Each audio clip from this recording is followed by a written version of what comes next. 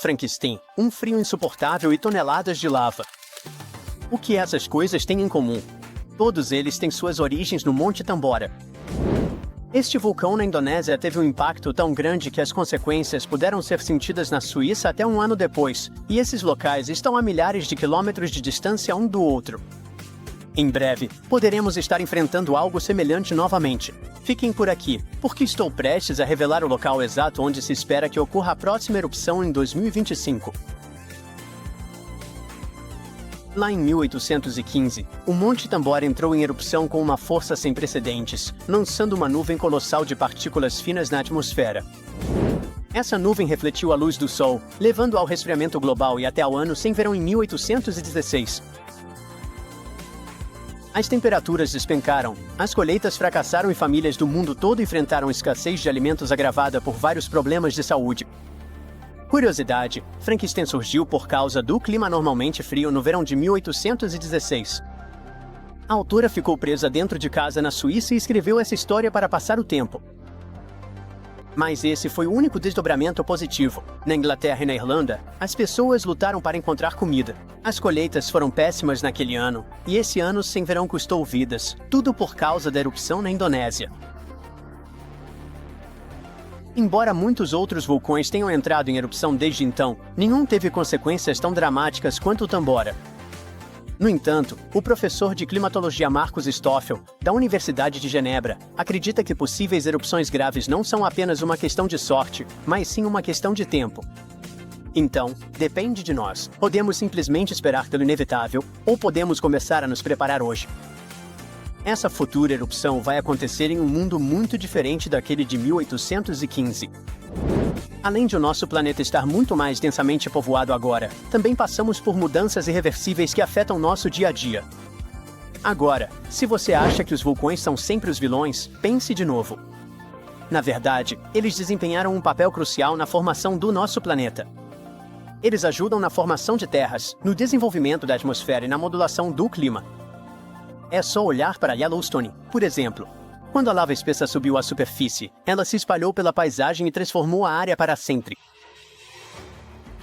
Quando os vulcões entram em erupção, eles liberam uma mistura de lava, cinzas e gases, incluindo dióxido de carbono.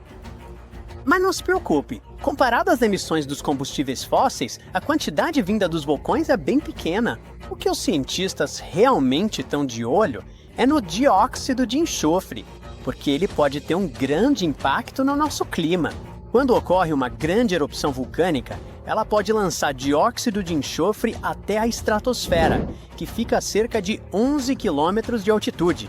Uma vez lá em cima, ele se transforma em minúsculas partículas de aerossol que espalham a luz do Sol, ajudando a resfriar o planeta. Esse efeito de resfriamento, porém, não é imediato. Essas partículas podem permanecer na atmosfera por alguns anos e até circular ao redor do mundo todo. Hoje em dia, temos equipamentos especiais para monitorar as emissões de dióxido de enxofre a partir do espaço. Veja o Monte Pinatubo, nas Filipinas. Durante sua erupção em 1991, ele liberou cerca de 15 milhões de toneladas de dióxido de enxofre. Agora, embora isso seja muito, não foi tão massivo quanto a erupção do Tambora. Ainda assim, o Pinatubo conseguiu reduzir as temperaturas globais em cerca de 0,5 graus Celsius por vários anos. Já o Tambora, por outro lado, diminuiu a temperatura média global em cerca de 1 grau Fahrenheit. Eu sei o que você pode estar pensando, isso não é muito, mas pode acreditar, faz diferença. Se o planeta esquentar apenas 1 grau Fahrenheit, isso pode realmente bagunçar os níveis do mar. Especialistas acham que podemos ver um aumento de até 20 centímetros até o final deste século. Isso poderia acabar com muitas terras agrícolas e habitats costeiros, o que seria um grande golpe para várias comunidades. Então, talvez uma erupção vulcânica que consegue esfriar o planeta seja como um mecanismo natural nos ajudando? Não é bem assim. Apesar de realmente esfriar o planeta, não se engane achando que é o tipo de resfriamento que a Terra precisa. Mudanças de temperatura assim podem prejudicar muitas plantações, como aconteceu em 1816. Também há evidências de que grandes erupções podem alterar os padrões de chuva, levando a condições mais secas em regiões de monções na África e na Ásia. Veja, a monção de verão depende da diferença de temperatura entre a Terra e o oceano, que pode ser alterada pela atividade vulcânica. Curiosamente, um clima mais quente pode aumentar os efeitos de resfriamento das erupções vulcânicas. Especialistas explicam que a formação e o movimento das partículas de aerossol dependem das condições climáticas. À medida que as temperaturas globais aumentam, uma circulação de ar mais rápida pode gerar partículas de aerossol menores, que são mais eficazes em dispersar a luz solar e, assim, intensificam o efeito de resfriamento. Os oceanos também contribuem para essa dinâmica. O aquecimento da superfície do oceano cria uma camada estratificada, dificultando a mistura de águas quentes e frias, o que pode significar que as erupções vulcânicas resfriam principalmente a camada superior do oceano e a atmosfera acima dela, segundo Stoffel. Além disso, as mudanças climáticas podem influenciar diretamente os sistemas vulcânicos. O derretimento do gelo pode desencadear mais erupções ao reduzir a pressão, permitindo que o magma suba com mais facilidade. Além disso, o aumento das chuvas associado às mudanças climáticas pode infiltrar-se no solo e interagir com o magma, potencialmente provocando erupções. Embora a perspectiva de um período de resfriamento causado por uma erupção vulcânica possa parecer benéfica em meio às mudanças climáticas, os cientistas alertam que os efeitos podem ser graves. As consequências imediatas podem ser bastante severas, especialmente para os cerca de 800 milhões de pessoas que vivem próximas a vulcões ativos.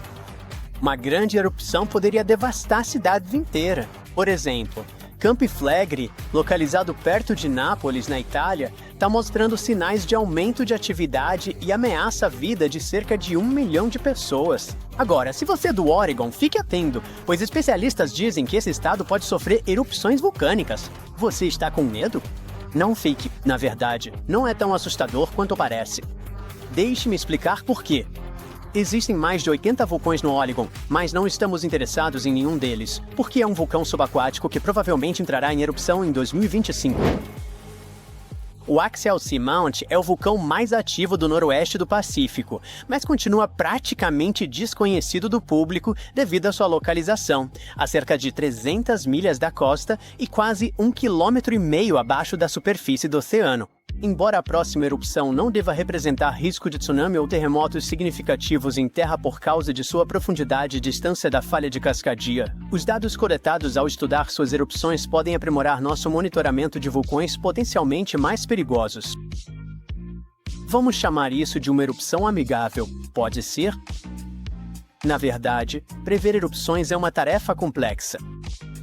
Frequentemente nos deparamos com manchetes alarmantes, como Yellowstone está prestes a entrar em erupção. Devemos levar essas afirmações a sério? Na verdade, não. Sim, Yellowstone está localizado sobre um supervulcão ativo que já passou por 3 grandes erupções explosivas nos últimos 2 milhões e 100 mil anos. A última erupção ocorreu há aproximadamente 70 mil anos, sendo que a explosão mais significativa aconteceu há cerca de 631 mil anos, formando a enorme caldeira de Yellowstone.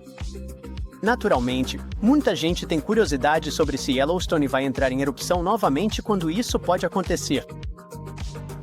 Felizmente, os cientistas estão usando novas técnicas para investigar essas questões. Um estudo recente sugere que é improvável que Yellowstone sofra outra grande erupção tão cedo. O motivo é que o magma sob o parque está dividido em uma rede de câmaras separadas.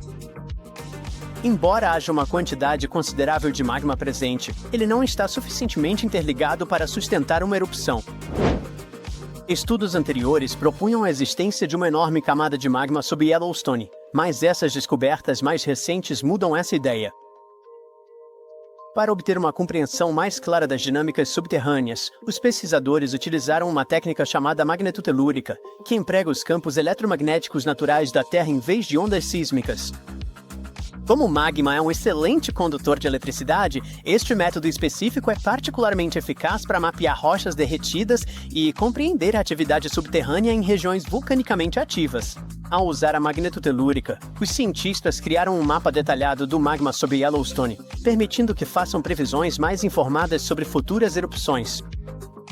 Mas o que acontecerá se ocorrer uma erupção semelhante à do Monte Tambora? De modo geral, haverá um enorme caos climático. Sim, os melhores cientistas estão buscando uma solução caso isso realmente aconteça, mas ainda não encontraram. Então, tecnicamente, não estamos preparados para um segundo Monte Tambora. Mas, por enquanto, estamos praticamente seguros. Nenhuma grande erupção está prevista. Ufa! Puxa vida! Os cientistas preveem uma erupção vulcânica que provavelmente será uma das mais destrutivas da história de nossa espécie. Há uma chance em 6 de que isso aconteça neste século, o que poderia mudar ainda mais o clima e colocar milhões de vidas em perigo. Em janeiro de 2022, o vulcão Hunga Tonga Hunga Rapai entrou em erupção no Oceano Pacífico Sul, provocando uma enorme explosão. O vulcão enviou tsunamis até o Japão, a América do Norte e a América do Sul. A própria Tonga foi duramente atingida, com danos que custaram quase 20% de toda a economia do país. Agora, pesquisadores do Instituto Niels Bohr, em Copenhague, estudaram amostras de gelo da Groenlândia e da Antártica, e suas descobertas são preocupantes, prevendo um possível desastre vulcânico global. Eles dizem que há uma chance real de uma erupção muito maior, de 10 a 100 vezes maior do que a de Tonga. No passado, erupções desse tamanho costumavam mudar o clima e até mesmo causar o colapso de civilizações. Apesar dos riscos futuros de erupções vulcânicas, os especialistas dizem que o mundo não está preparado. Michael Cassidy, vulcanólogo da Universidade de Birmingham, alerta para o fato de que não há esforços suficientes para lidar com um desastre como esse. Ele diz que a NASA e outras agências espaciais gastam bilhões na defesa contra asteroides. Ao mesmo tempo, uma supererupção vulcânica é muito mais provável do que o impacto de asteroide. E no momento, não há um plano global para lidar com uma erupção maciça, embora ela provavelmente seja muito mais destrutiva. A última erupção de magnitude 7 ocorreu em 1815 no Monte Tambora, na Indonésia. Nessa ocasião, milhares de pessoas perderam suas vidas em apenas alguns dias. O desastre também perturbou o clima e causou escassez de alimentos em todo o mundo, afetando milhões de pessoas. Essa erupção foi a maior já registrada na história. Ela lançou uma enorme nuvem de partículas no céu. Essas partículas bloquearam a luz solar, resfriaram o planeta e causaram o caos mundial. O ano seguinte, a erupção ficou conhecido como o Ano Sem Verão. As temperaturas despencaram, as colheitas fracassaram, a fome se espalhou e uma pandemia de cólera eclodiu, levando à perda de dezenas de milhares de vidas. Um fato chocante: a erupção pode até ter inspirado Mary Shelley a escrever Frankenstein, enquanto estava presa dentro de casa durante o verão excepcionalmente frio de 1816 na Suíça. Desde então, muitos vulcões entraram em erupção, mas nenhum se igualou à escala do Tambora. Agora, mais de 200 anos depois, os cientistas alertam que há uma nova ameaça de supervulcão. Outra erupção maciça pode estar a caminho, e o mundo pode não estar preparado para ela. Portanto, enquanto os cientistas discutem seriamente a probabilidade da próxima erupção vulcânica, os especialistas estão pedindo uma ação urgente para se preparar antes que seja tarde demais. O fato é que uma erupção vulcânica maciça nos dias de hoje poderia ser ainda mais devastadora do que o Ano Sem Verão. Ao contrário daquela época, já estamos lidando com todos os tipos de mudanças climáticas e com um sistema global mais frágil, o que poderia tornar os efeitos ainda piores. O Dr. Michael Rampino, um cientista geológico, adverte que o mundo está mais instável agora, o que significa que uma mega erupção moderna poderia ter consequências ainda mais graves. Mas desta vez, os gases de efeito estufa provenientes de combustíveis fósseis podem tornar as consequências dessa erupção ainda mais frias, em vez de mais quentes. Portanto, estamos falando de atividade vulcânica que coloca a humanidade em perigo. O Dr. Thomas Albury, vulcanólogo, descobriu que, em uma atmosfera mais quente e turbulenta, o gás dióxido de enxofre liberado por uma erupção vulcânica se espalharia mais rápido e mais longe do que no passado. Este gás forma aerossóis de sulfato que refletem a luz solar e causam resfriamento global. Como essas partículas minúsculas seriam distribuídas de forma mais uniforme, elas teriam um efeito de resfriamento mais forte do que em 1815. Outro cientista atmosférico de Cambridge explica que o tamanho dessas partículas transportadas pelo ar é importante. Isso afeta a forma como elas absorvem a luz solar e, em um futuro clima mais quente, uma erupção poderia tornar o resfriamento da superfície mais forte em 15%. Ao mesmo tempo, ainda há muitas incógnitas. Cientistas da Universidade de Genebra afirmam que estamos apenas começando a entender os impactos totais de um evento como esse. Também é difícil estimar com precisão os riscos de erupções vulcânicas futuras, pois temos poucos dados sobre erupções mais antigas. Assim, para entender a atividade vulcânica do passado, os pesquisadores analisam núcleos de gelo da Groenlândia e da Antártica, bem como anéis de árvores antigas, que funcionam como registros históricos de mudanças climáticas. Essas medições sugerem que várias erupções nos últimos milhares de anos resfriaram temporariamente o planeta em cerca de 1 a 1,5 graus Celsius. Um dos exemplos mais catastróficos é a erupção de Samalas, em 1257, na Indonésia, que foi tão poderosa que provavelmente desencadeou a pequena idade do gelo. Foi um período de resfriamento global que durou centenas de anos. Mais recentemente, a erupção do Monte Pinatubo, em 1991, nas Filipinas, resfriou levemente a Terra por alguns anos. Como essa erupção ocorreu na era dos satélites, os cientistas puderam medir exatamente a quantidade de dióxido de enxofre liberada e como ela afetou a atmosfera. Porém, mesmo com ferramentas modernas como satélites e instrumentos sísmicos, os cientistas ainda têm dificuldades para prever a próxima grande erupção vulcânica. Felizmente, apesar de não podermos prever o momento exato, podemos estudar os piores cenários para ajudar as autoridades a se prepararem. Isso inclui a criação de planos de evacuação e o armazenamento de alimentos para o caso de quebra de safra global causado pelo resfriamento vulcânico. As mudanças nos padrões climáticos podem tornar os vulcões mais ativos. O derretimento das geleiras pode reduzir a pressão sobre o magma subterrâneo, o que aumentará as chances de uma erupção.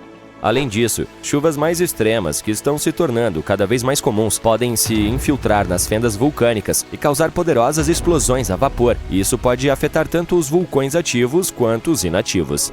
Devido a esses riscos, os pesquisadores estão agora mapeando os vulcões mais vulneráveis às mudanças climáticas. Seus estudos mostram que a maior ameaça aos supervulcões ocorre em áreas como Islândia, Chile e Indonésia. Esses são lugares onde as geleiras estão derretendo rapidamente ou onde as chuvas estão aumentando drasticamente. Um estudo de 2022 constatou que 716 vulcões em todo o mundo, o que representa cerca de 58% de todos os vulcões ativos conhecidos acima do solo, poderiam ser acionados por chuvas extremas, aumentando a probabilidade de outra mini-idade do gelo. Agora vamos voltar à erupção de Hunga Tonga Hunga Rapai, ocorrida em 15 de janeiro de 2022. Os cientistas confirmaram que ela criou a maior pluma já registrada. O vulcão, localizado debaixo d'água no Pacífico Sul, enviou uma nuvem de cinzas de 57 mil metros de altura, mais alta do que qualquer erupção registrada anteriormente. O que torna essa erupção ainda mais notável é o fato de ter sido a primeira a atingir a mesosfera. Essa é a terceira camada da atmosfera da Terra. A mesosfera começa a cerca de 48.800 metros acima da Terra, onde os meteoros começam a se queimar e criam estrelas cadentes. Para medir a altura da pluma, os pesquisadores da Universidade de Oxford e da Raw Space usaram dados de 3 satélites meteorológicos geoestacionários. Antes disso, o recorde de maior pluma vulcânica era mantido pela erupção do Monte Pinatubo em 1991 nas Filipinas, que atingiu 40 mil metros de altura. É interessante notar que esse tipo de medição só foi possível graças à moderna tecnologia de satélites e, há uma década, ninguém teria conseguido fazer isso. Outro vulcão que devemos mencionar em relação a um possível desastre vulcânico global está localizado na península de Reykjanes, na Islândia. Sua última erupção ocorreu em novembro de 2024, levando a evacuações em áreas próximas. A erupção começou logo após as 23 horas, com pouco aviso. O vulcão liberou lava laranja de uma fissura de quase 3,2 km de comprimento. As autoridades ordenaram a evacuação de cerca de 50 casas e hóspedes do resort Spa Blue Lagoon, um destino turístico popular a sudoeste de Reykjavik. Embora as viagens aéreas não tenham sido afetadas, as autoridades ainda alertaram sobre as emissões de gás potencialmente perigosas que se espalharam por partes da península, incluindo a cidade vizinha de Grindavik. Grindavik, onde vivem 3.800 pessoas, já testemunhou várias vezes a atividade vulcânica, e as erupções anteriores até danificaram sua infraestrutura e forçaram evacuações. Por exemplo, em agosto de 2024, uma rachadura de 3,8 km de comprimento se abriu na cratera Sundunkangar, perto de Grindavik. Isso fez com que as autoridades declarassem estado de emergência, pois a lava fluía em várias direções. Felizmente, o escritório meteorológico da Islândia informou que a última erupção foi significativamente menor do que a de agosto. Especialistas em geofísica realizaram levantamentos aéreos e descobriram que a situação parecia menos intensa do que as erupções anteriores. Atualmente, Grindavik não está correndo risco, mas a possibilidade de novos desenvolvimentos não pode ser descartada. Os cientistas preveem mais erupções vulcânicas. Ufa! Finalmente você pode enviar o último relatório do dia e respirar fundo. O fim de semana está chegando. Mas quando está prestes a clicar em enviar, você se assusta com o barulho embaixo da sua mesa. Será que é o trem passando? Infelizmente, não é esse o caso. É um vulcão falando. O quê? Aqui, no Arizona?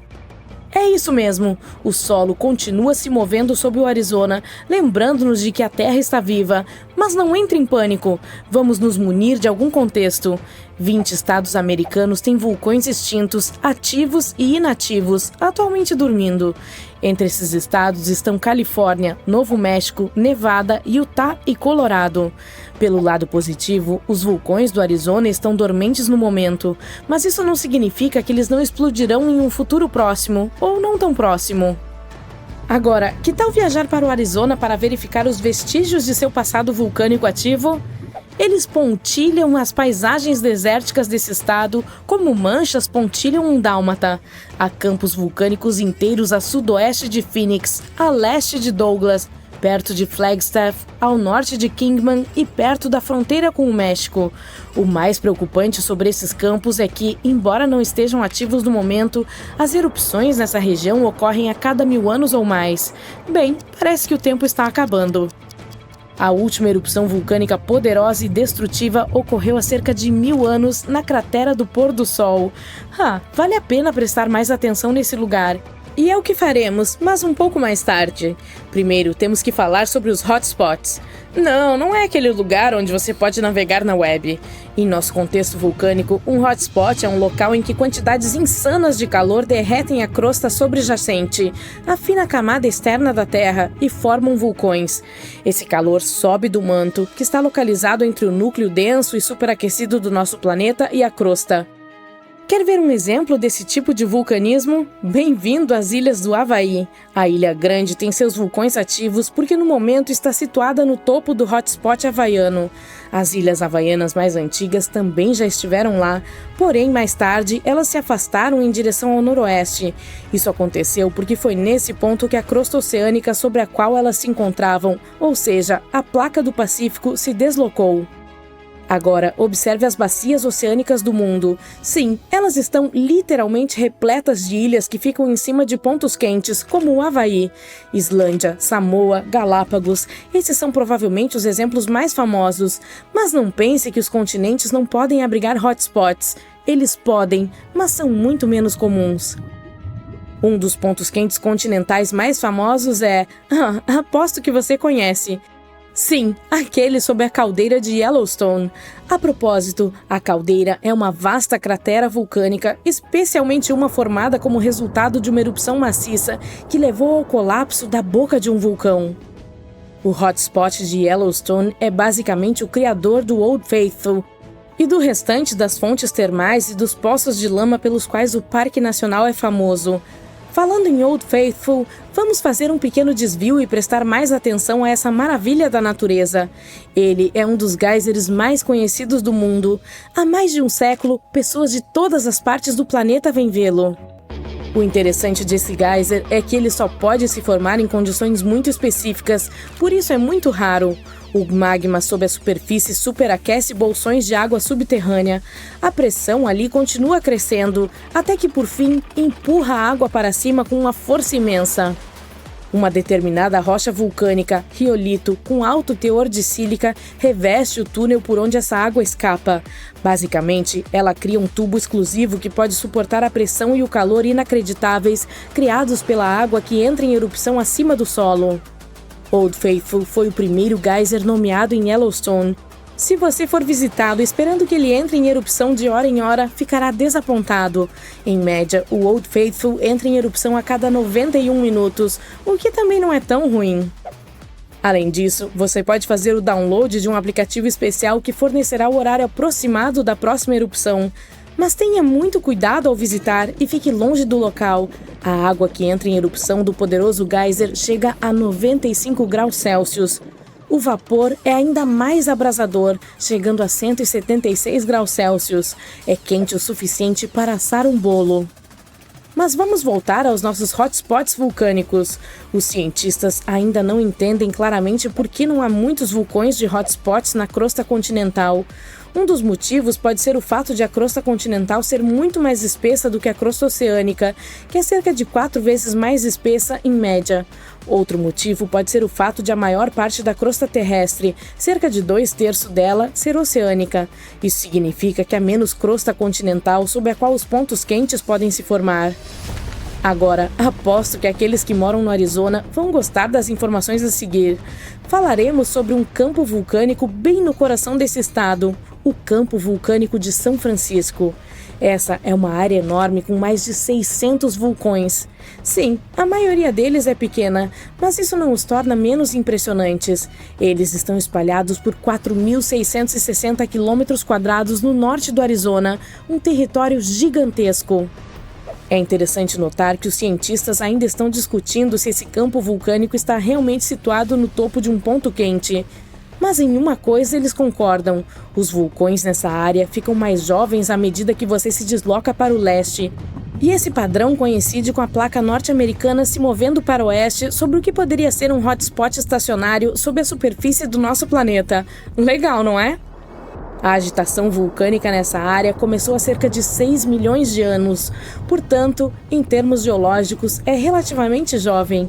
Quanto à erupção mais recente, ela ocorreu há menos de 1000 anos. A cratera do pôr do sol que mencionei antes, a que fica perto de Flagstaff, é a abertura mais famosa dessa erupção.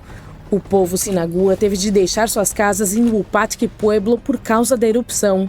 Esse local agora faz parte do Monumento Nacional Wupatki. Lá, você pode ver como as pessoas viviam nessa região vulcânica há muitos anos. Se você for explorar essa área, perceberá que a maioria dos vulcões é formada por cones de cinzas de basalto, pequenos e íngremes. O Planalto do Colorado tem condições climáticas bastante secas. É por isso que os vulcões não se desgastaram muito. Alguns dos melhores exemplos desses cones, como este chamado de Cratera SP, ainda parecem ter surgido ontem. Mas olha ao redor, não são apenas cones de cinzas. O Campo Vulcânico de São Francisco também tem um estratovulcão, bem como alguns domos de lava que se formaram a partir de rochas vulcânicas, riolito e dacito, com mais sílica do que o basalto que pode ser encontrado em lugares como o Havaí. Isso significa que elas são mais espessas e não fluem tão facilmente. De qualquer forma, o estratovulcão será uma das vistas mais épicas que você encontrará ao explorar esse campo vulcânico. Bem, não o estratovulcão em si, mas os picos de São Francisco, os restos dessa formação gigante. Eles têm mais de 3.840 metros de altura, o que equivale a 4 Burj Khalifas e meio colocados um em cima do outro. Isso faz com que os picos sejam um dos maiores marcos do norte do Arizona. Eles não são apenas impressionantes, mas também sagrados para o povo nativo americano que viveu na área por muitas gerações. Agora, ao contrário dos vulcões superativos do Havaí, o campo vulcânico de São Francisco leva seu tempo, milhares de anos entre as erupções.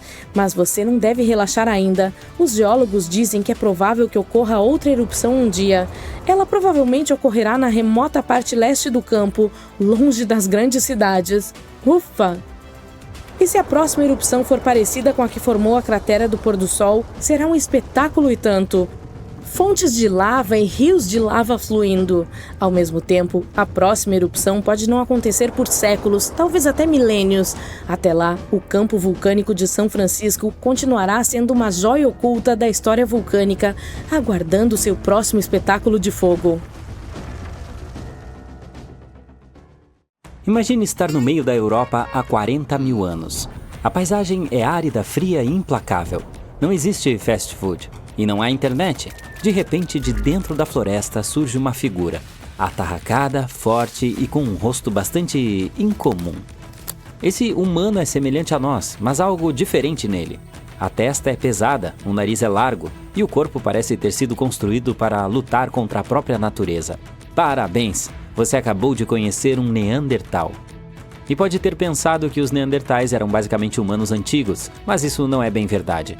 Somos do mesmo gênero chamado Homo, mas nós, todos os humanos modernos, pertencemos a uma mesma espécie chamada Homo sapiens. No entanto, havia muitas espécies humanas antes, e o Homo neanderthalensis era apenas uma delas, e era realmente muito mais legal do que nós. Então, o que aconteceu com seus integrantes?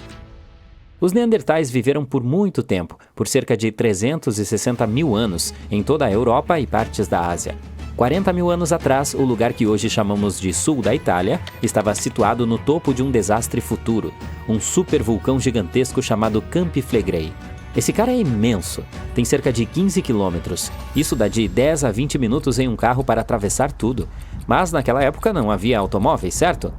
Na época ele ficou quieto por um tempo, mas um dia de repente explodiu, o que se tornou uma das maiores erupções vulcânicas que a Europa já viu em 200 mil anos. Essa catástrofe foi tão louca que as cinzas, os gases e os detritos alteraram o clima em todo o continente. O que vem depois é geralmente chamado de inverno vulcânico. As temperaturas médias caem, o céu fica mais escuro e a vida se torna ainda mais dura do que já era. A erupção, conhecida como o Ignimbrito de Campânia, fez com que a Europa esfriasse em até 4 graus Celsius. Não parece muito? Bem, uma queda de meio grau faria com que os invernos se tornassem mais rigorosos, causando nevascas, chuvas e enchentes horríveis. As plantações teriam dificuldade para crescer, levando à escassez de alimentos. O clima também ficaria selvagem, com tempestades e secas. Mais ou menos como agora. Só que multiplique isso por 4. Eventos como esses causam um enorme caos nos tempos modernos. Você pode imaginar o que fez com os neandertais. Mas na realidade, uma simples erupção vulcânica não deveria destruir uma espécie inteira, certo?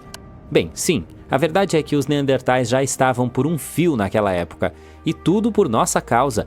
Eles estiveram em uma situação difícil por um tempo, viviam em lugares que hoje são partes da Europa, da Ásia Ocidental e do Oriente Médio. Os seres humanos modernos, nós Homo sapiens, entraram na Europa e estavam competindo seriamente com eles por comida e abrigo. O Homo sapiens era um cara sorrateiro, melhor em encontrar comida, adaptando-se facilmente a diferentes ambientes e usando ferramentas mais avançadas. Estávamos empurrando os neandertais para fora, tentando obter os mesmos recursos. Literalmente, tornamos a extinção deles um processo lento e muito desagradável. Assim, embora o vulcão definitivamente tenha piorado as coisas, esse não foi o único problema deles, que não desapareceram completamente após a erupção. Alguns permaneceram em lugares isolados, como o Gibraltar, por mais 12 mil anos. Isso porque é provável que a maior parte do resfriamento severo tenha ocorrido mais a leste, longe de onde os neandertais estavam tentando sobreviver, e não atingiu suas casas com a mesma intensidade que pensávamos. De fato, a erupção pode até tê-los ajudado, pelo menos por um tempo. Alguns cientistas dizem que a precipitação vulcânica pode ter retardado a expansão dos humanos modernos e dado aos concorrentes um pouco mais de tempo para sobreviver. Então, a erupção de Campi Flegrei foi um evento desagradável, mas apenas atrasou o inevitável. Campi Flegrei é um cara selvagem, também conhecido como Campos de Fogo. O próprio ar de lá é repleto de lendas. Os gregos e romanos acreditavam que esse vulcão era a porta de entrada para o submundo. Até mesmo o antigo poeta romano Virgílio, Virgílio, mencionou em sua famosa história Eneida que o herói Enéas deve descer ao submundo, e esse lugar é exatamente onde ele começa. Antigamente essa paisagem era repleta de vilas romanas, spas e lagos de peixes. A elite se divertia muito ali. O que seus integrantes não sabiam, porém, é que estavam em um terreno traiçoeiro que poderia enlouquecer a qualquer momento. O Campi Flegrei não é um vulcão típico. Você imaginaria um único pico imponente, mas a paisagem parece enganosamente calma, com pequenas características aparecendo aqui e ali. Mas, se o sobrevoasse, a visão seria insana. Uma gigantesca bacia circular salpicada de cones vulcânicos e crateras, como cicatrizes do passado violento da Terra. O perigo ali está nos detalhes. O solo sob os pés está constantemente mudando, mesmo quando não se percebe. De vez em quando a Terra se eleva, apenas para afundar novamente, às vezes em vários metros, à medida que o magma ou o gás se move sob a superfície. É incrivelmente assustador. O risco é quase invisível. O Campi Flegrei é uma enorme depressão formada por duas erupções vulcânicas colossais. Uma delas foi a que cozinhou os neandertais, e outra aconteceu há 15 mil anos. A mais famosa, no entanto, ocorreu no século XVI e foi horrível. O ano era 1538. Durante anos, o povo de Pozzuoli notou algo inquietante. A terra que antes ficava abaixo das ondas estava subindo lentamente. O que anteriormente era mar havia se tornado um novo solo. Os estrondos vindos das profundezas da Terra eram aterrorizantes, mas haviam se tornado uma parte normal da vida. Os terremotos começaram no início da década de 1530, pequenos no início, mas em apenas 8 anos se tornaram a norma. Até que um dia, em 28 de setembro, tremores horríveis sacudiram o solo. Na noite seguinte, quando o sol se pôs abaixo do horizonte, uma enorme rachadura se abriu na terra perto da antiga cidade romana de Tripergole. Dessa fenda saíram fogo, fumaça e uma chuva de cinzas vulcânicas a quilômetros de distância. Era espessa e lamacenta, provavelmente misturada com água subterrânea. O solo tremia enquanto pedras pomes quentes eram lançadas para o alto. E então uma nova montanha começou a se erguer da terra. Esse foi o nascimento do que hoje chamamos de Monte Nuovo. Por fim, as coisas pareceram se acalmar, como se a terra estivesse recuperando o fôlego. Durante dias, as coisas estavam dando a impressão de tranquilas. Os moradores locais relaxaram um pouco e começaram a se aproximar do novo e misterioso vulcão, uma cratera com algo que parecia estar fervendo dentro. As pessoas o visitavam como se fosse uma nova atração. Mas, poucos dias depois, o desastre aconteceu novamente.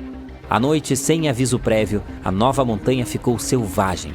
Uma explosão do flanco sul lançou escória, pedaços de rocha vulcânica irregular no ar. Essa explosão foi fatal para 24 pessoas. Os detritos encontrados depois eram enormes e grosseiros. Durante séculos, os únicos sinais de vida do Monte Nuovo foram pequenas fumarolas, jatos de gás que vazavam da terra. Mas depois, até mesmo esses sinais desapareceram. Agora o local é apenas um cone verde exuberante, um belo gigante adormecido. Mas o solo próximo a Nápoles, na Itália, ainda está vivo. O Campi Flegrei está quieto por enquanto, mas isso pode não durar muito tempo. Ele está mostrando sinais de que talvez esteja acordando novamente. Esse supervulcão parece uma paisagem infernal, com seus poços de lama fervente, geysers e saídas de vapor. Os romanos e os cristãos medievais acreditavam que era uma porta de entrada para o submundo, e quem pode culpá-los? O que é assustador é que recentemente os cientistas detectaram uma atividade incomum sob a superfície. Em 2012, as autoridades italianas elevaram o nível de alerta do vulcão de verde para amarelo, o que significa que ele precisa ser monitorado de perto. Há certas mudanças que geralmente acontecem antes da erupção. O magma abaixo começa a liberar gases, o que pode enfraquecer a rocha acima e, por fim, desencadear um desastre. Infelizmente, ninguém consegue prever exatamente quando ou se ele entrará em erupção. Mas se isso acontecer, as consequências podem variar de um pequeno incômodo para os habitantes locais e uma catástrofe global. Sua última pequena erupção ocorreu no século XVI e não foi tão ruim, mas se a história se repetir como foi com os Neandertais, estaremos todos perdidos. Uma erupção como essa poderia levar ao resfriamento global, à quebra de safras e à fome generalizada. No momento, um grupo de cientistas está tentando obter uma imagem mais clara do que está acontecendo abaixo da superfície. O projeto Perfuração Profunda do Campi Flegrei está trabalhando para escavar em um poço de 3.048 metros, na esperança de verificar a câmara de magma de perto. Mas, pelo menos por enquanto, o supervulcão continua quieto, e esperamos que continue assim. A última vez que esse vulcão entrou em erupção foi há cerca de 500 anos, mas recentemente, os pequenos tremores tornaram-se realmente frequentes, a tal ponto que os cientistas têm registrado mais de 1.000 por mês. Estou falando do supervulcão Campi Flegrei, na Itália. Há apenas algumas semanas, a área foi sacudida por um terremoto de magnitude 4,4, com 150 tremores em apenas uma noite. Foi o abalo mais forte em mais de 40 anos. Muitos moradores locais passaram a noite em seus carros, mas pela manhã, os tremores foram seguidos por outro terremoto, um pouco mais fraco, com magnitude de 3,6. Então, a Itália está em perigo? Bem, o abalo em si não foi grande o suficiente para causar danos graves, mas provocou muito pânico. No momento, as autoridades locais estão trabalhando em planos de emergência grandiosos. Se o pior acontecer, terão que evacuar centenas de milhares de pessoas. Um dos motivos é a proximidade dessa área com Nápoles, com mais de 3 milhões de habitantes. No momento, estão até considerando a opção de pagar as pessoas para que deixem suas casas.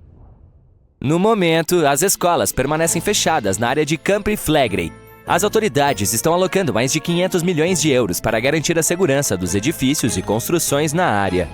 Um alerta amarelo ainda está em vigor na região, onde vivem 80 mil pessoas.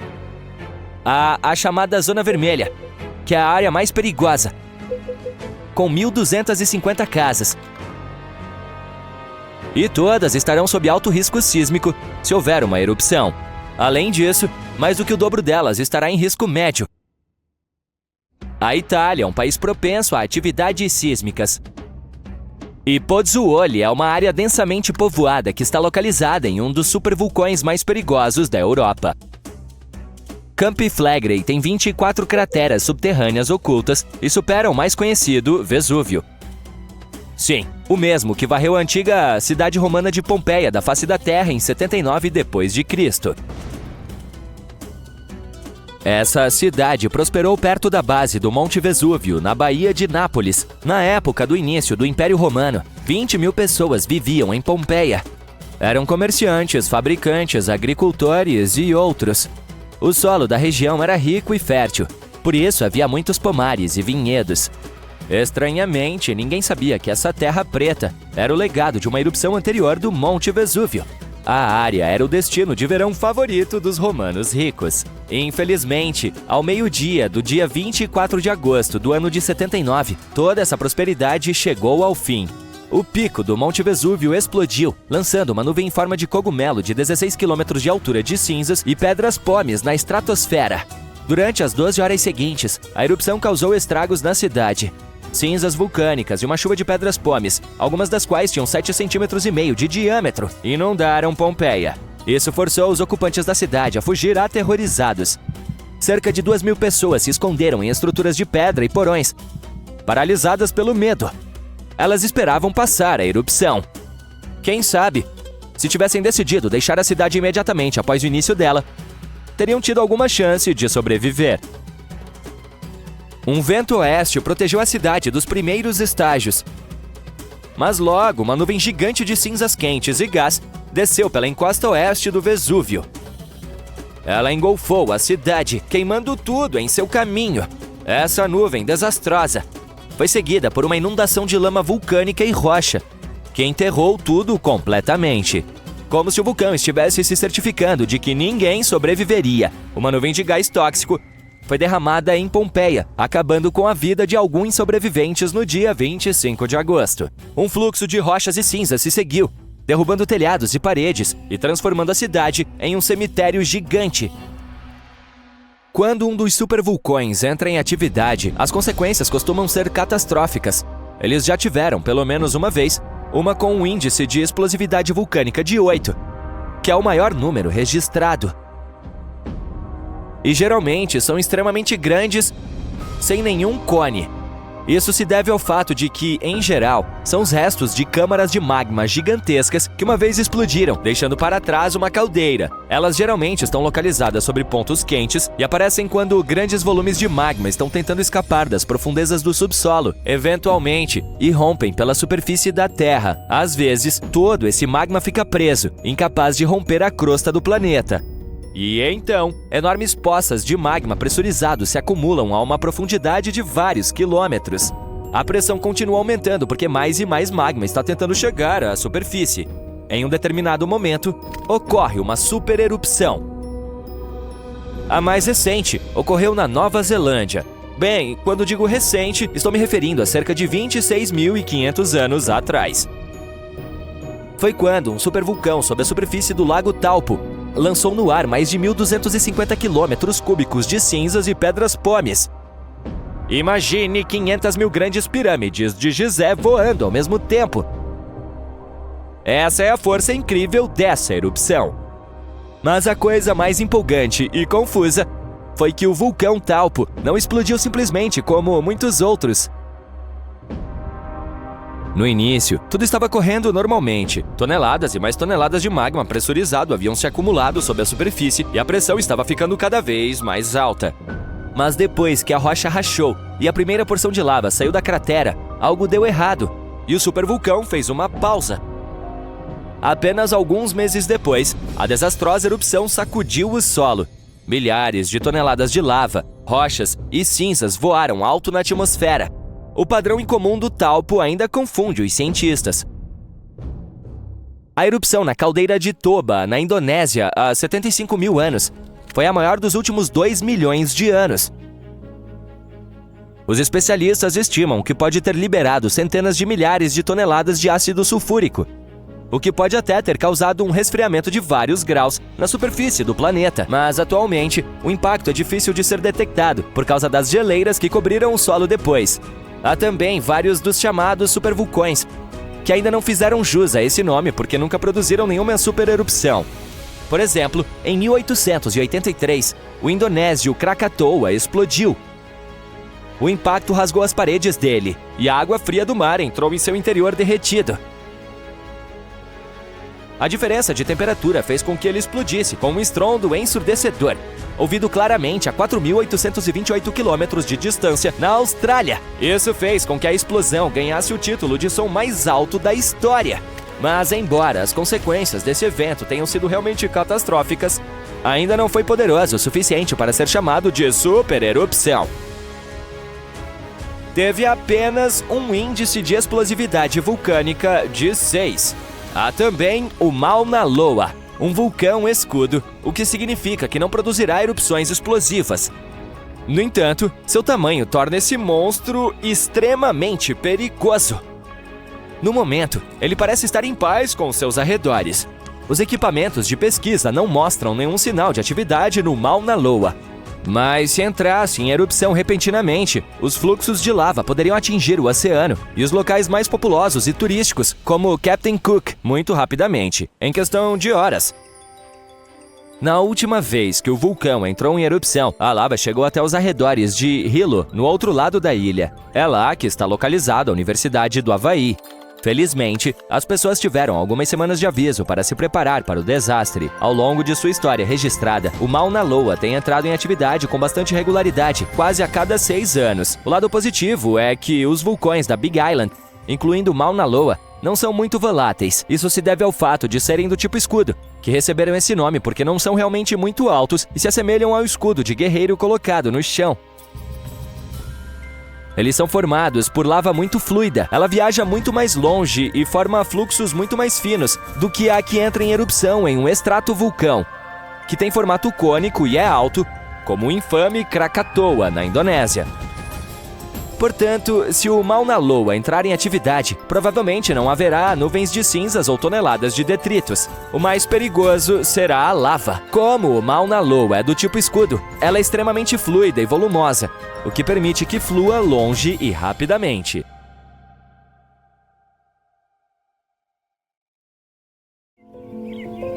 Você está na grama, olhando para o céu azul, apreciando os pássaros cantando e pegando um solzinho quente.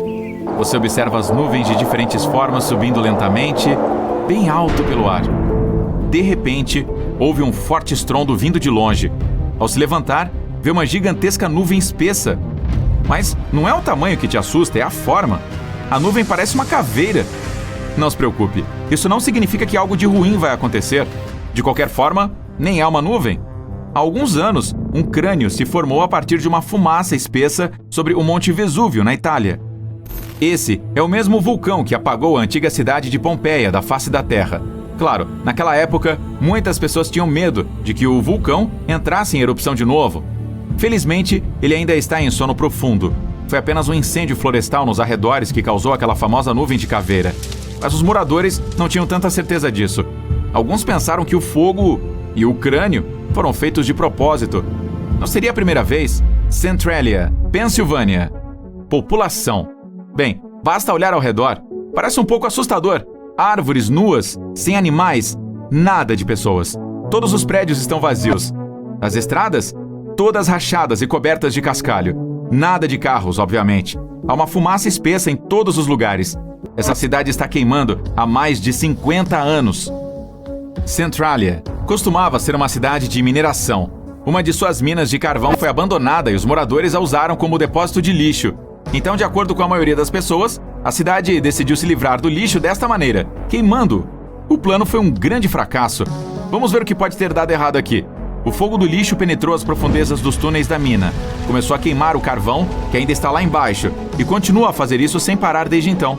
O nível de dióxido de carbono disparou, e por segurança, eles tiveram que fechar as outras minas próximas. Ninguém conseguiu parar o fogo. As chamas subterrâneas se espalharam sobre a cidade. As estradas começaram a esquentar, o solo ficou ácido e as ruas lentamente se encheram de fumaça e poluição. Em 2017, havia apenas 5 pessoas morando lá. Bem-vindo ao Lago Abraham, no Canadá. Ele é completamente congelado. Você pisa no gelo transparente e olha para o que tem lá embaixo. Nenhum peixe, apenas algumas misteriosas bolhas congeladas. Elas parecem pequenas nuvens congeladas no gelo, ou águas vivas que se esqueceram de levar uma jaqueta de inverno. Existem milhares dessas pequenas bolhas, feitas de metano. Mas não tente cavar um buraco no gelo para tocá-las. O metano é altamente inflamável. As bolhas são formadas por bactérias produtoras de metano. Elas comem folhas, grama, insetos ou qualquer outro material orgânico que entra no lago. Quando o metano toca a água congelada, ele se transforma em dezenas de milhares de bolinhas congeladas. Quando o gelo derrete, elas se abrem e chiam. Lagos semelhantes podem ser encontrados perto de algumas margens do Oceano Ártico. Lá, o tamanho das bolhas pode atingir várias vezes o tamanho de balões de ar quente. Bonito, com certeza, mas não exatamente seguro. O próximo lago chocante fica na Indonésia, a ilha de Java. Você chega a um majestoso vulcão, coberto de grama e árvores. O vulcão parece estar adormecido, mas há fumaça saindo dele. Você sobe até o cume, exausto, cansado, suado. Está pronto para se refrescar. Muito bem, você chegou ao topo.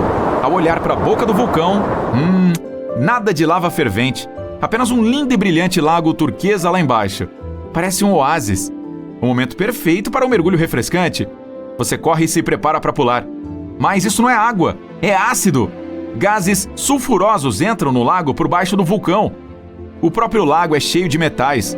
Quando os gases entram em contato com eles, formam aquela bela água turquesa, quero dizer, ácida. Melhor voltar para o vilarejo mais próximo, descansar e voltar à noite quando estiver mais fresco. No escuro, o lago parece brilhar. Bem acima dele, você vê pequenas nuvens explosivas cheias de luz. Os gases sulfurosos sobem do lago, combinam-se com o ar e reluzem em um azul brilhante. Não se aproxime muito. Eles estão no céu, no subsolo, nos vulcões e lagos. Hora de partir para o mar. Você embarca em um iate e sai velejando. Não importa onde, este próximo evento acontece em todo o mundo. O mar está cristalino e calmo. Não há vento em suas velas, tudo muito tranquilo. Mas espere, o que é isso? Você ouve um barulho super alto. 2 segundos depois, uma onda enorme, bem mais alta que seu mastro, surge do mar e atinge seu iate. A embarcação consegue ficar em pé e a enorme onda desaparece. Você acabou de sobreviver ao ataque de uma onda do tipo vagalhão. Alguns cientistas acreditam que isso acontece quando a corrente marítima da superfície se choca com um forte vento contrário. Outros dizem que isso acontece quando correntes quentes e frias se chocam. Outra teoria popular aposta na interferência de ondas. Pequenas ondas se unem para formar uma monstruosa. Sob certas condições, as ondas ganham uma espécie de super força. Uma onda suga a energia de todas as outras da área. Quando está cheia, a onda cospe tudo. Talvez por isso ela seja tão forte, mas dura apenas um instante. E que tal nuvens assustadoras? Bem, elas podem ser se forem enormes nuvens de tempestade, com paredes de cinza e uma escuridão bloqueando o sol, a lua e as estrelas. Primeiro você está relaxando no seu quintal, então vê nuvens de trovoada. Há tempestades, granizo, inundações e até tornados. Elas são fáceis de detectar graças à sua aparência incrível. Grossas, pesadas e escuras, podendo até brilhar por dentro por causa de um raio. Essa é uma nuvem de aparência assustadora, mas antes de você fugir, vamos ver como ela se forma. As nuvens são como montanhas russas. Imagine que você é uma pequena gota de água dando uma volta com seus amigos no oceano, esperando na fila para a nova atração que acabou de abrir. Está na hora. Você afivela os cintos, nada acontece. Então você sente. A montanha-russa começa a subir, subir, subir. Você consegue ver todos os seus amigos gotículas lá embaixo. Eles estão tão pequenos. Você continua subindo, apenas esperando a grande... Bosh! Mas nada acontece. Então você chega tão alto que alcança as nuvens. Não é tão assustador aqui, e há muitos amigos seus na área. Legal. Começa a esfriar. Você olha em volta, está acontecendo com todo mundo. Você está se transformando em um lindo cristal de gelo, bem lindo e brilhante.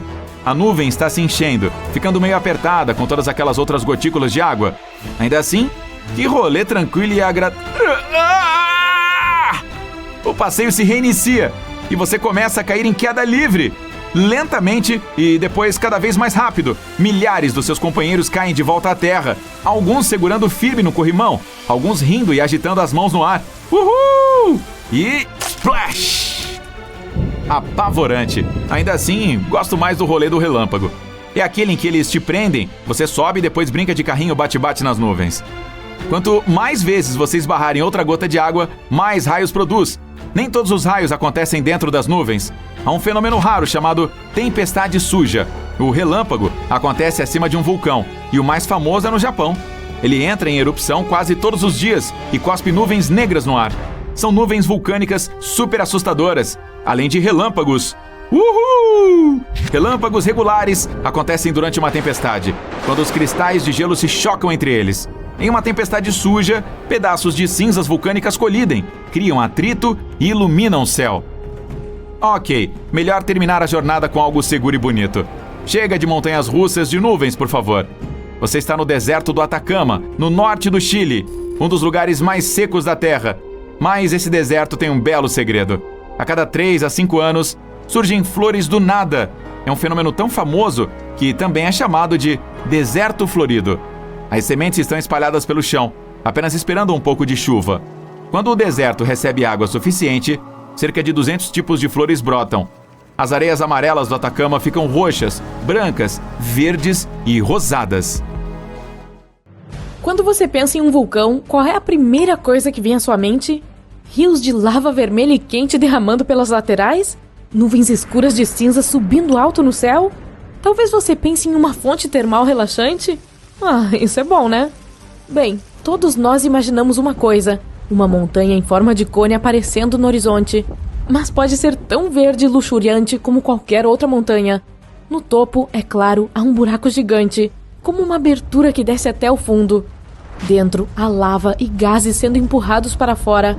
A lava é tão quente que se você estivesse no topo do vulcão e olhasse para baixo, seu rosto pareceria tão vermelho quanto a cor daquela rocha líquida escorrendo. Uma erupção vulcânica nunca vem sem consequências para nós. E não estou falando apenas sobre as pessoas que vivem nas proximidades. Os impactos geralmente são sentidos também em escala global. Os aviões não podem sobrevoar por um tempo por causa do manto de cinzas lançado no ar. Sem mencionar que pode ser um pouco difícil de respirar. Dióxido de carbono, dióxido de enxofre e muitos outros gases tóxicos, cujos nomes imediatamente o levam de volta às aulas de química do colégio. Engraçado, a maior parte daquela nuvem saindo de um vulcão é apenas água. Bom, vaporizada pelas temperaturas escaldantes. Mas antes que qualquer vulcão entre em erupção, ele passa por estágios como um adolescente angustiado. Primeiro, o magma, que é a lava antes de entrar em erupção na superfície e mudar de nome, começa a se mover sob o vulcão. Isso causa terremotos que ficam piores e mais perigosos com o tempo. Então, vapor e diferentes gases começam a ser expelidos de buracos na crosta do planeta. Nossa Terra se parece com uma chaleira prestes a assobiar. Quando as emissões de gases e terremotos ficam mais massivas, geralmente significa que o vulcão está prestes a explodir. Mas esses primeiros estágios podem levar anos antes que uma erupção aconteça. Então, o magma começa a se formar. Com cada vez mais pressão, está planejando fazer a sua grande fuga. É difícil perceber isso acontecendo se você não tiver o equipamento adequado. Ainda bem que os cientistas têm, e eles nos protegem. O vulcão se torna mais ativo a cada minuto. As cinzas começam a sair e se espalhar no ar, criando nuvens sinistras que mudam o dia para a noite. Com o magma se acumulando, uma erupção é iminente. E então, BUM! A superfície cede com a pressão abaixo. O magma sai. Agora é lava jorrando do topo e escorrendo pelas encostas da montanha. Nada disso parece muito agradável. Então, e se isso nunca acontecesse? E se não existisse nenhum vulcão? A Terra ainda seria a mesma? De jeito nenhum. Se os vulcões nunca tivessem existido, não haveria atmosfera. Quando nosso planeta ainda era apenas um filhote, gases vulcânicos foram os responsáveis por criar a nossa bolha protetora, que permite que você e eu respiremos agora. Eles também desempenharam um grande papel na formação da Terra e dos oceanos. 4 bilhões de anos atrás, a Terra ainda estava se formando. Não se parecia em nada com o ponto azul claro que conhecemos hoje. Estava muito quente e a água ficou presa sob a crosta. Só depois que a superfície começou a esfriar e solidificar é que a água finalmente conseguiu escapar. Os vulcões agiram como uma espécie de rasgo no tecido do nosso planeta. O vapor de água se condensaria na atmosfera e então cairia novamente como chuva. Choveu tanto que o terceiro planeta do Sol começou a se transformar na bola azul com a qual estamos mais familiarizados. Na verdade, existe até uma teoria de que toda a água da Terra veio dos vulcões. E sem água, é claro, a vida não teria sido capaz de se formar. A formação de Terra passou por um processo semelhante. Veja, nosso planeta era um lugar muito difícil para se estar quando estava se formando. Era uma superfície derretida, com campos de lava, erupções vulcânicas constantes e rochas espaciais sempre colidindo com ela, por não haver uma atmosfera para protegê-lo. Quando começou a esfriar, uma superfície bastante sólida se formou, mas o material quente embaixo ainda estava fervendo e borbulhando, e continuou subindo. A crosta se moveria e formaria camadas espessas com o material que estava subindo. Com o tempo, essas camadas se tornaram mais permanentes. Erupções vulcânicas ainda estavam acontecendo, mas a primeira massa de terra finalmente se formara. Ok, vamos pegar a melhor parte dos vulcões, a atmosfera. E se eles parassem de explodir muito depois de termos nosso escudo protetor respirável? Também não seria nada bom. Para começar, os vulcões tornaram o solo mais fértil. Ao redor de Nápoles fica o famoso Monte Vesúvio. A qualidade do solo lá é incrivelmente rica, graças a 2 enormes erupções vulcânicas. Uma que aconteceu há 35 mil anos e outra 12 mil anos atrás. Claro, esses vulcões causaram muitos danos a curto prazo, mas a longo prazo, esses solos foram fertilizados por eles. Agora, a região cultiva todos os tipos de frutas cítricas, azeitonas, uvas, cerejas e, claro, seu principal, tomates. Não haveria nada disso sem um rico solo vulcânico. E Nápoles não é o único exemplo como esse. As bactérias, os primeiros organismos vivos, viveram em água quente. Os cientistas descobriram micro-organismos fossilizados com mais de 4 bilhões de anos. Os micro-organismos prosperaram em fontes hidrotermais. Essas são fissuras no fundo do mar e geralmente estão perto de locais vulcanicamente ativos. Isso significa que sem vulcões não teríamos terra, água ou mesmo as principais formas de vida, que, como diz a teoria, acabariam por evoluir para todas as criaturas que temos hoje. A vida ainda poderia ter se desenvolvido na Terra sem essas montanhas explosivas? Discutível. Queremos nossa atmosfera e vida. Então, digamos que os vulcões parassem de entrar em erupção hoje, depois de já termos todos esses benefícios. Bom, já estamos lá, com base nessa história. No início, havia apenas um continente, a Pangeia. Era um supercontinente rodeado por um superoceano maciço e contínuo. A atividade vulcânica a essa altura finalmente se acalmara, e isso significa que toda essa energia se acumulava abaixo da crosta terrestre. Aqui está um pequeno diagrama. Primeiro, temos o núcleo interno da Terra. Depois, há o núcleo externo. Em seguida, temos nossas correntes de convecção. O magma é o próximo da fila. Depois disso, a crosta oceânica. E no topo, temos nosso oceano e nossa crosta continental. A razão pela qual a Pangeia acabou se dividindo em continentes separados que temos hoje foi a existência das placas tectônicas. Não é como se a crosta fosse uma única peça sólida. Ela é dividida em grandes pedaços, ou placas, que estão sempre se movendo. E tudo ainda está em movimento hoje. Sim, a Terra em que você está agora está meio que surfando naquela camada de correntes de convecção. É um processo lento, então não é como se você pudesse sentir. A Pangeia não se partiu de uma só vez, levou dezenas de milhões de anos para isso.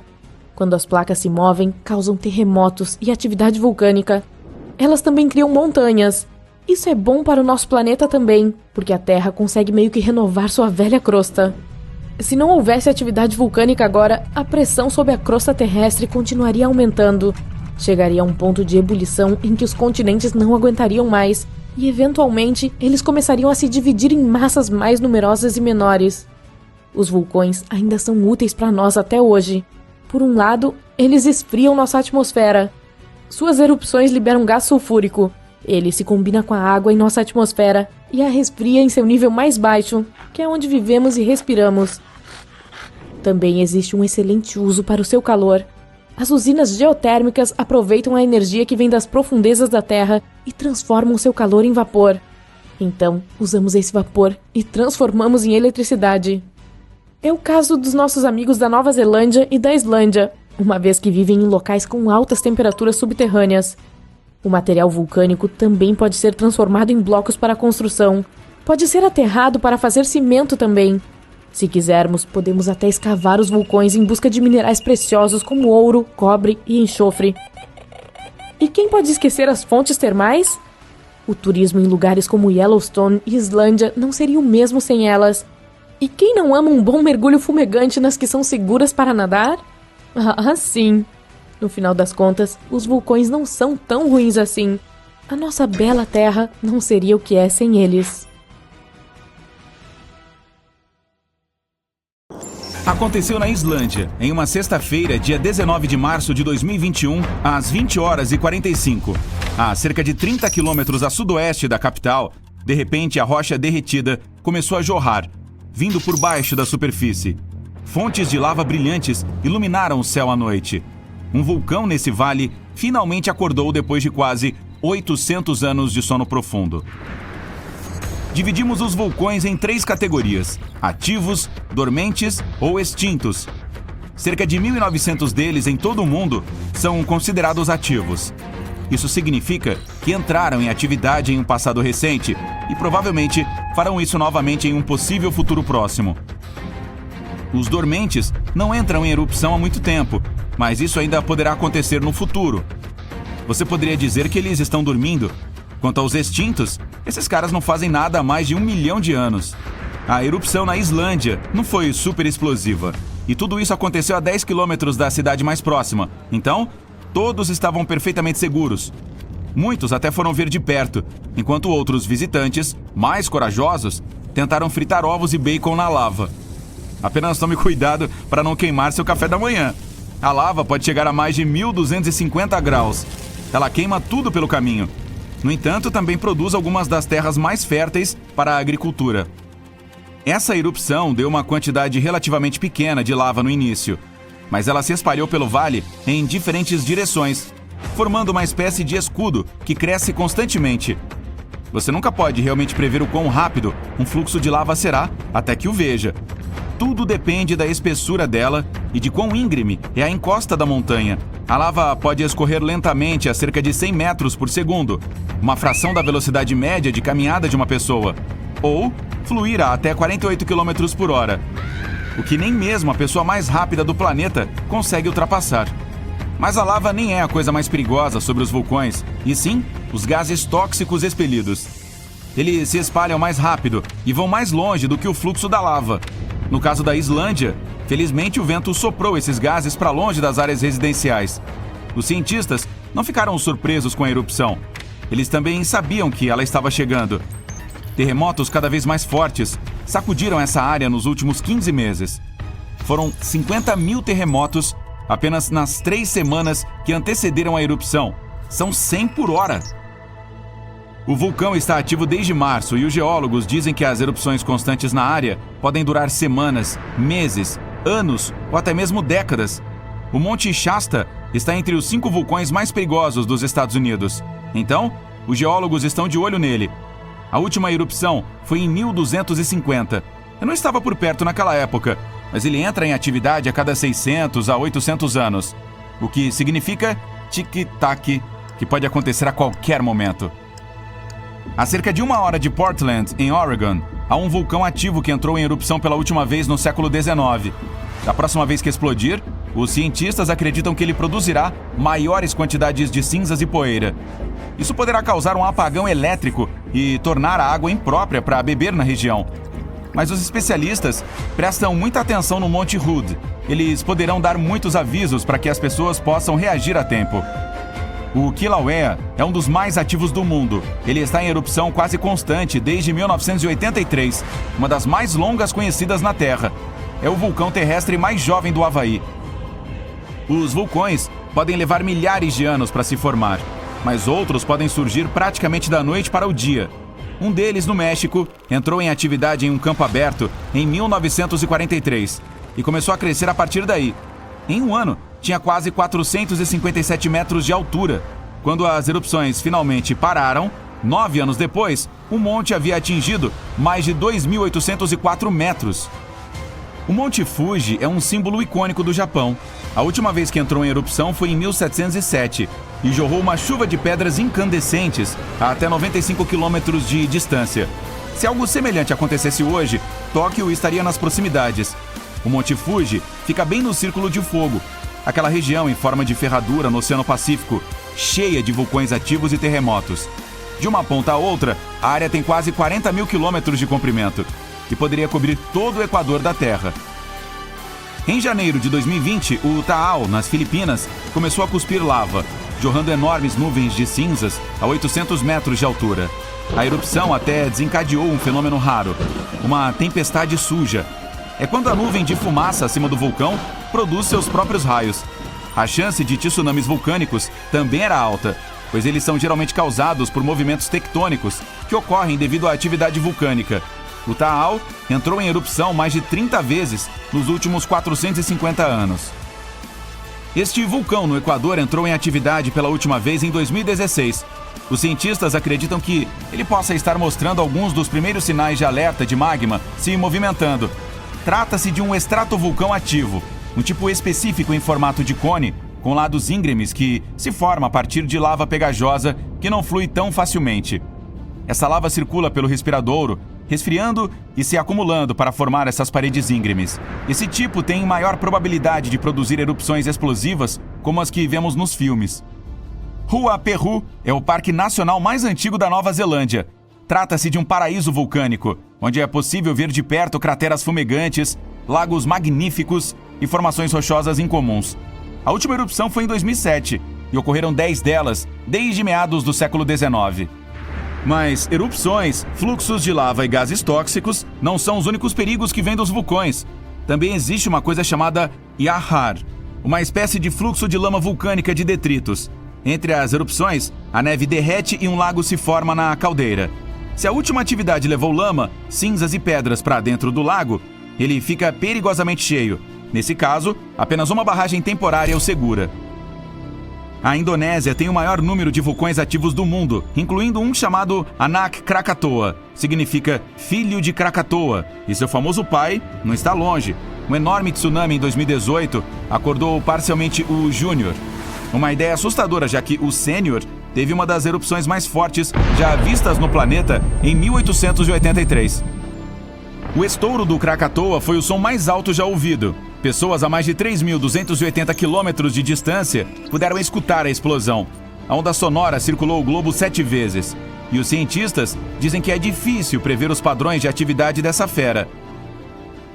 O Monte Iasur, em Vanuatu, é um dos poucos vulcões no mundo onde se pode ver um lago de lava.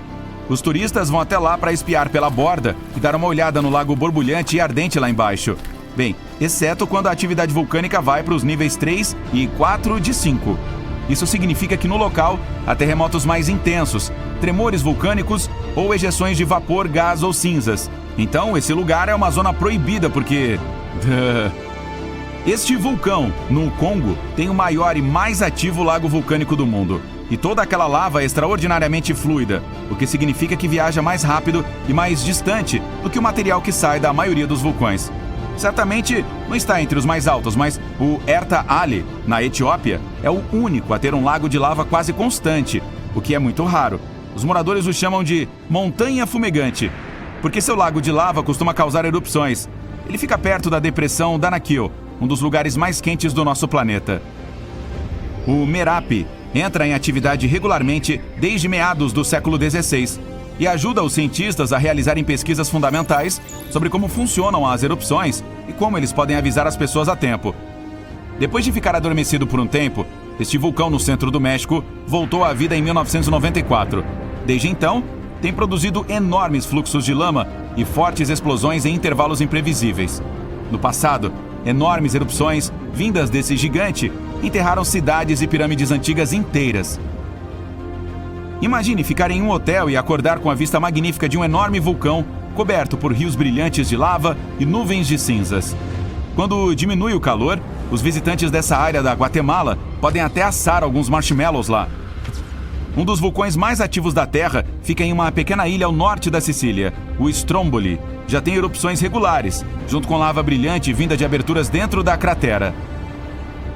Não muito longe fica o Etna, o mais ativo da Europa e um dos maiores continentais do mundo. A propósito, a Terra definitivamente não é o único planeta com vulcões. O maior do nosso sistema solar fica em Marte. Ele cobriria todo o estado do Arizona e é quase 3 vezes mais alto do que o Monte Everest. Uau! Não olhe para baixo! O vulcão Kawajan, na Indonésia, não é uma montanha comum que expele lava. Em vez de produzir fumaça escura e lava vermelha, como a maioria dos vulcões, Esse carinha excêntrico solta uma chama azul e lava azul elétrica. O fenômeno ocorre porque ele contém um dos mais altos níveis de enxofre do mundo. E quando os gases sulfúricos interagem com o ar escaldante e são iluminados pela lava derretida, começam a ficar azuis. Infelizmente, você pode ter essa visão hipnotizante apenas à noite, mas consegue sentir o cheiro o dia todo. A propósito, o maior lago ácido do mundo também está localizado dentro desta cratera. O Mar Morto tem uma alta concentração de sal e minerais em comparação com outros mares, mesmo sendo tecnicamente um lago. Nadar ali é quase impossível, mas as pessoas vão lá pelas substâncias naturais para o corpo. Flutuar na superfície é uma ótima maneira de relaxar. Esse antigo corpo de água recebeu o nome porque nenhum organismo macroscópico pode viver lá, pois ele é 9,6 vezes mais salgado que os oceanos. Apenas algumas bactérias e fungos são encontrados ali com todo esse sal. É também a elevação continental mais baixa da Terra, 427 metros abaixo do nível do mar. Existe no México uma caverna subterrânea de cristal que parece um mundo interestelar. Ela fica a cerca de 300 metros abaixo da superfície, com cristais medindo até 10 metros de comprimento e pesando até 55 toneladas. Estes são alguns dos maiores cristais do mundo. A praia de Luskentyre é uma faixa interminável de dunas de areia branca e água azul. Não se deixe enganar pela aparência tropical, pois ela está localizada na Escócia. É por isso que tem esse visual apenas em maio e junho. Em dezembro, o local recebe apenas 1 hora de sol em média por dia, tornando-o monocromático. A estrutura das pedras guias da Geórgia, ou Georgia Guidestones, é uma coleção de rochas gigantes em forma de estrela. Ela tem inscrições em 8 idiomas, incluindo hindi, chinês e swahili. Também possui um calendário astronômico concluído em 1980 e foi erguida para durar séculos. Ninguém sabe quem a construiu ou por quê. Na ensolarada Califórnia, fica o Parque Nacional das Sequoias, berço da floresta gigante. Ela existe há milhares de anos e abriga mais de 8.000 dessas árvores colossais, incluindo 10 das maiores plantas vivas do mundo. Estima-se que a Sequoia General Sherman tenha até 2.700 anos de idade e é famosa por ser a maior árvore viva conhecida do mundo em volume. As famosas cabeças de pedra da Ilha de Páscoa existem há centenas de anos. Ninguém sabe exatamente por que foram construídas. Alguns cientistas acham que a população local acreditava que as estátuas tornariam o solo mais fértil. A análise do local provou que as cabeças fizeram bem o seu trabalho, pois é o melhor ponto da ilha para a agricultura. A composição química das antigas fontes termais na Turquia faz com que a água que derrama pareça mágica. Elas são boas para limpar não apenas o corpo, mas também a mente. Na Arábia Saudita, existe uma rocha cortada perfeitamente no meio, com 2 peças paralelas. O que torna a Al-Nazla tão única é que ela não foi feita pelo homem, é o resultado do trabalho da natureza ao longo dos anos. Nesta geleira, pode parecer que alguém deixou cair toneladas de tinta vermelha no meio da Antártida, mas na verdade é a cor natural.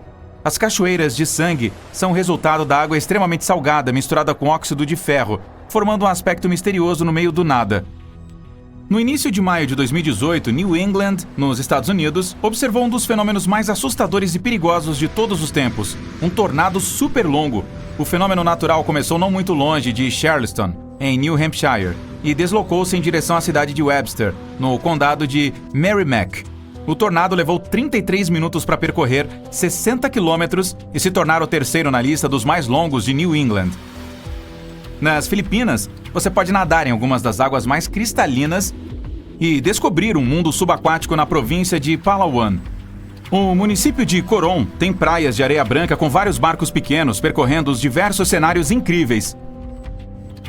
Tristão da Cunha é um pequeno arquipélago vulcânico no Atlântico, sendo que as cidades mais próximas são Buenos Aires, na Argentina, e a cidade do Cabo, na África do Sul.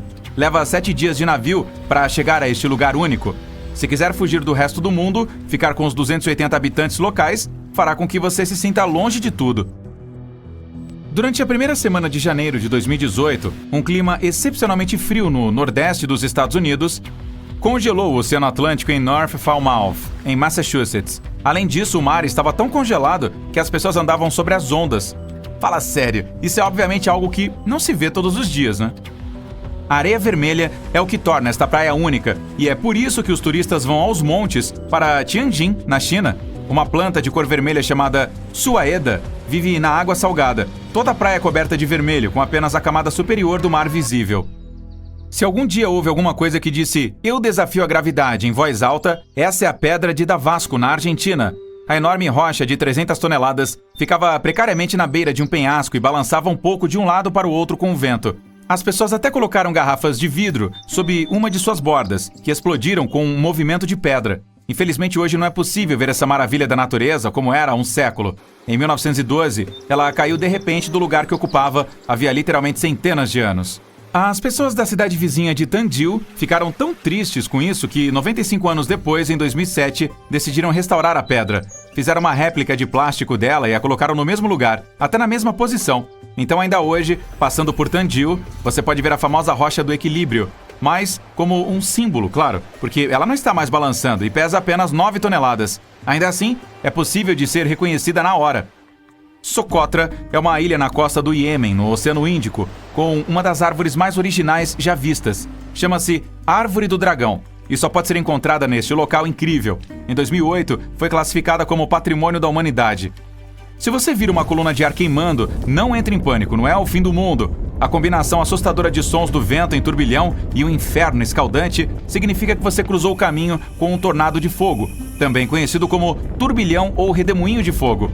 Esse fenômeno perigoso ocorre principalmente durante incêndios florestais, que se formam em uma grande área de ar super quente logo acima do solo. Quando o ar escaldante se mistura com o mais frio no alto, resulta em um redemoinho que agita detritos em chamas e labaredas. Os tornados de fogo mais poderosos podem se estender por centenas de metros no céu. A Casa do Mistério em Gold Hill, em Oregon, surpreende os visitantes com efeitos que desafiam a gravidade. Não é possível ficar parado em pé ali. As pessoas ficam sempre inclinadas para o lado e tendo que se segurar em algo para se equilibrar. Bolas rolam para cima. Há também uma vassoura que fica perfeitamente imóvel onde quer que seja colocada. Ao contrário de praticamente tudo na cabana. As tribos nativas americanas locais chamavam o lugar de terreno proibido, mesmo antes de a casa ser construída lá, e evitavam se aproximar dele. Os donos da cabana, porém, decidiram transformá-la em atração e conseguiram. Eles criaram uma atmosfera de mistério ao redor dali e espalharam as notícias nos jornais e depois na internet. Pronto, uma anomalia perfeita foi criada. Na verdade, tudo não passa de uma ilusão de ótica feita pelo homem, que engana os olhos e outros sentidos. Se você viajar para as Filipinas, Indonésia ou Papua Nova Guiné, terá a chance de ver algumas das árvores mais incomuns e alegres do mundo.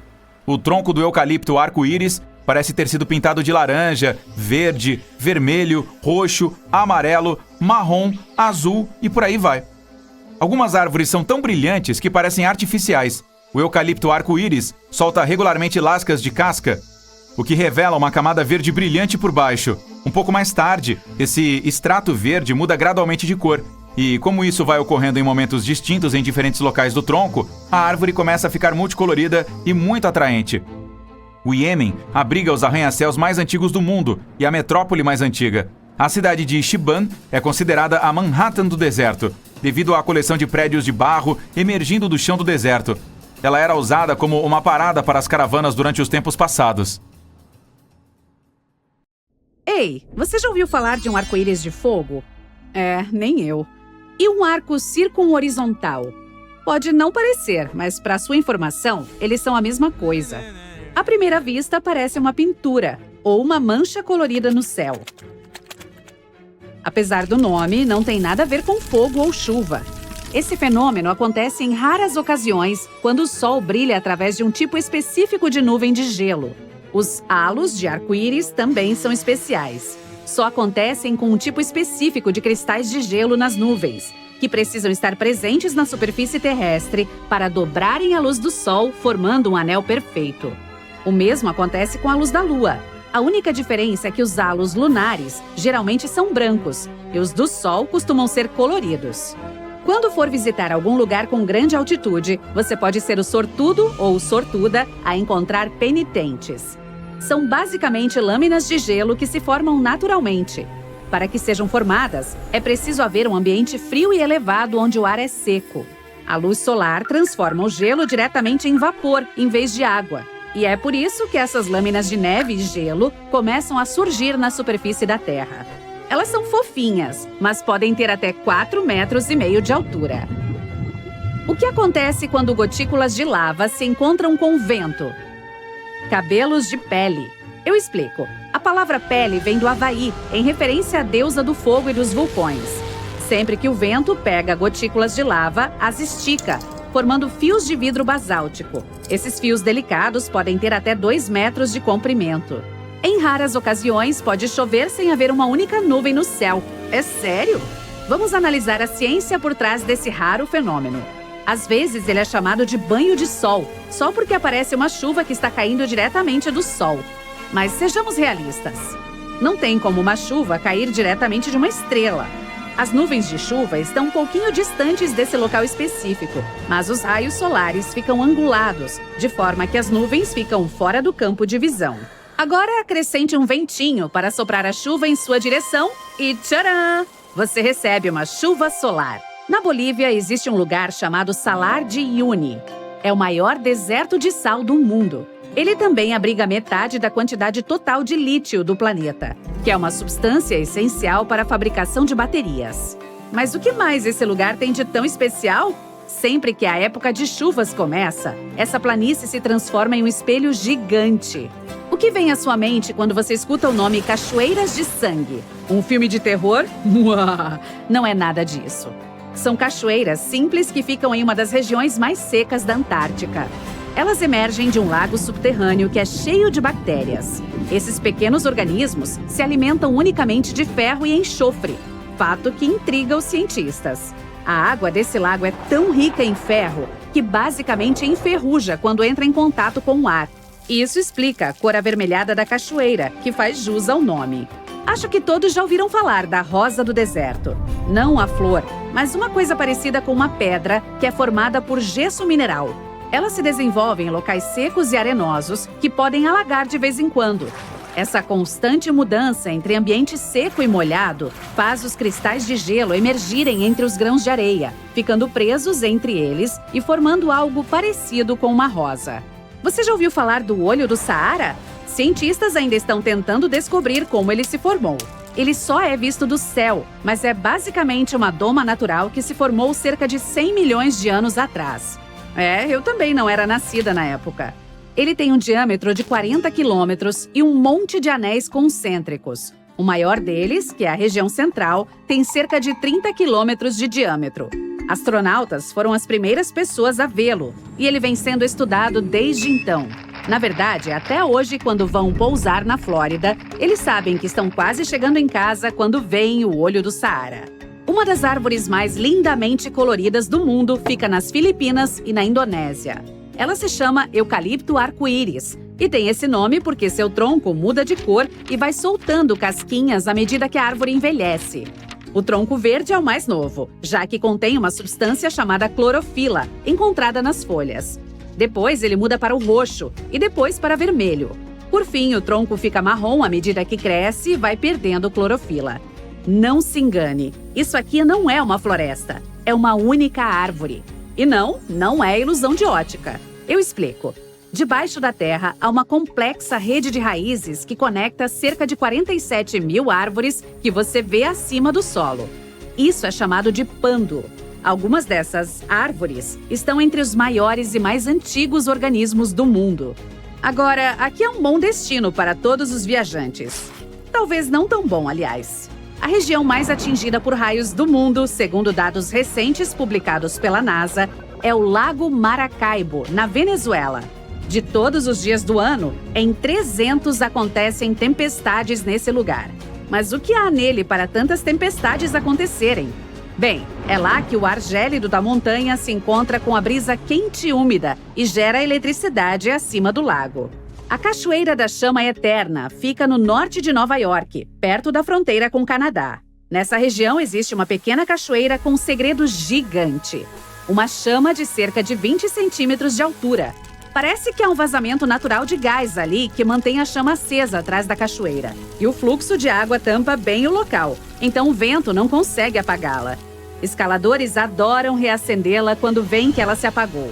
O fenômeno é bastante comum, mas este ganhou mais popularidade porque é mais jovem que os outros. E também por sair muito bem nas fotos, para ser honesta. Já ouviu falar de areia amarela, branca e até preta. Mas praias verdes era algo surreal para mim até agora. A Papakolea, também conhecida como Praia de Areia Verde, fica no Havaí. E é uma das poucas praias do mundo que tem areia dessa cor. O que causa essa coloração inusitada é uma pedra chamada olivina, que se formou quando um vulcão ali perto entrou em erupção. Na verdade, no Havaí tem sempre um vulcão por perto. Essas praias de areia verde não são nada perto de outras que brilham no escuro.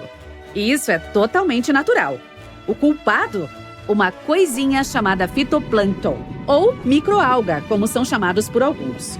Trata-se de pequenas plantas que contêm clorofila e precisam de luz solar para viver e crescer.